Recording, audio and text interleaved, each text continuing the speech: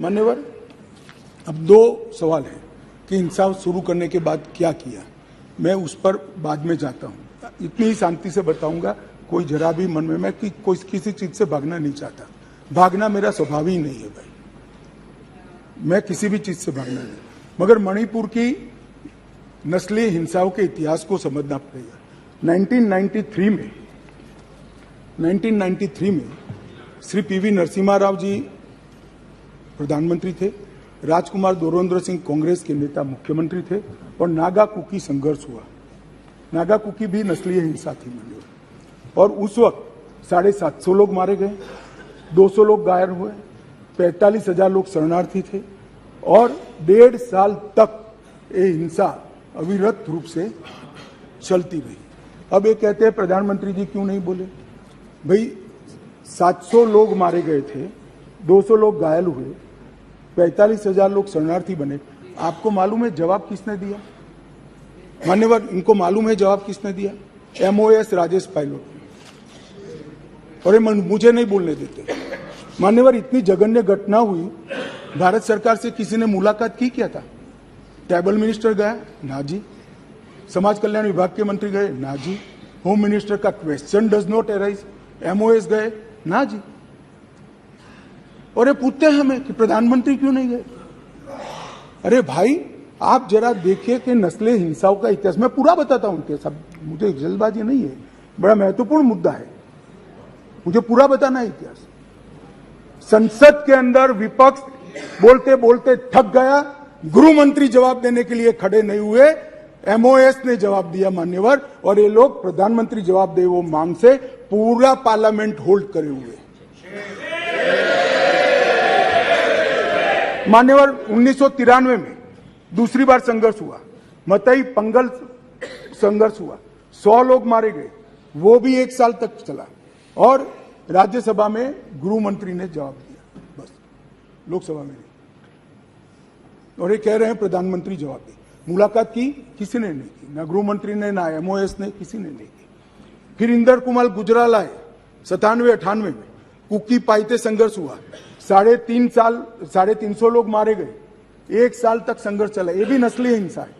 मैं टेररिज्म की घटनाएं नहीं गिना रहा, नस्लीय हिंसा समझा रहा हूं। 1 साल तक चला, चर्चा ही नहीं हुई, स्टेटमेंट भी नहीं हुआ, सवाल भी सारे खारिज कर दिए गए और ये कहते हैं प्रधानमंत्री जवाब दे। और मैं डे वन से कह रहा हूं मान्यवर, मैं जवाब देने के लिए तैयार हूं, मेरी ड्यूटी है, मैं देश के प्रति जवाब दे हूं, संसद के प्रति जवाब दे हूं, विपक्ष के प्रति भी जवाब दे हूं, मैं आपको जवाब देने के लिए। मुझे बोलने नहीं देते हैं।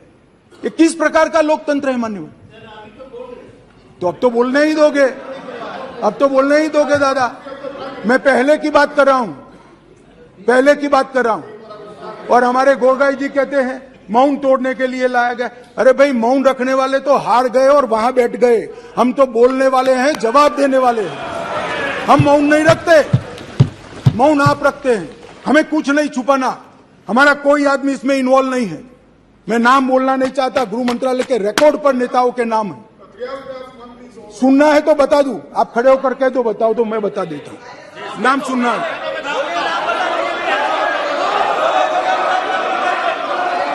मान्यवर, बाद में 2004 में मनमोहन सिंह जी थे, इबोबी सिंह जी थे, लगभग 1700 लोगों के एनकाउंटर हुए, 1700 लोग एक तरफा वर्दी से। ऐसा वहां मानते हैं, मैं नहीं मानता, मैं तो व्यवस्था में विश्वास रखने वाला हूं। वहां लोग मानते हैं वर्दी से की हुई नस्लीय हिंसा थी। 1700 सुप्रीम कोर्ट ने संज्ञान लिया, ढेर सारी SITयां बनी, मगर किसने जवाब दिया? कोई नहीं, एक चर्चा नहीं, ना MOS, ना मिनिस्टर। अब मुझे बताइए भाई, चिदम्बरम साहब थे और वहां राज्यसभा में मेरा हिसाब मांगते थे, मुझे बोलने नहीं देते।